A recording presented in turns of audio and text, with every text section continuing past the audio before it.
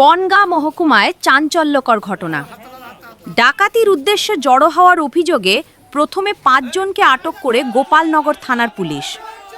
ধৃতদের জিজ্ঞাসাবাদে উদ্ধার হয় আগ্নেয়াস্ত্র, শাবল, দড়িসহ একাধিক সামগ্রী। এরপরই তাদের গ্রেফতার করা হয়। গোপন সূত্রে জানা গিয়েছে, শুক্রবার রাতে গোপালনগর থানা সারদাপল্লী এলাকা থেকে ৫ জনকে আটক করা হয়। ধৃতদের জেরা করে বৈরামপুর গ্রাম পঞ্চায়েতের প্রাক্তন প্রধান তথা বর্তমান পঞ্চায়েত সদস্য হায়দার আলী মোল্লার নাম উঠে আসে। তদন্তে তার যোগসূত্রের অভিযোগ পাওয়ার পর শনিবার সকালে গোপালনগর বাজার এলাকা থেকে তাকে গ্রেফতার করে পুলিশ। ধৃতদের মধ্যে রয়েছেন গঙ্গানন্দপুর গ্রাম পঞ্চায়েতের উপপ্রধান আলিম তরফদার।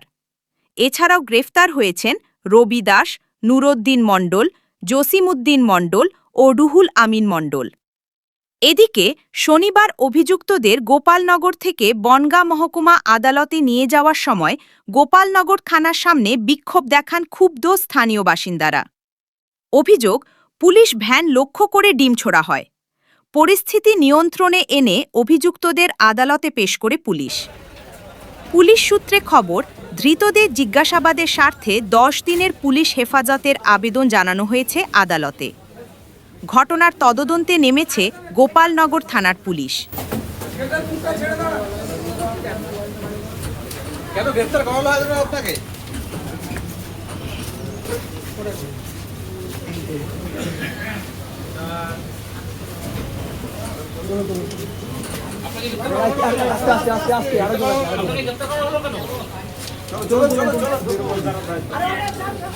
কি কারণে গ্রেফতার?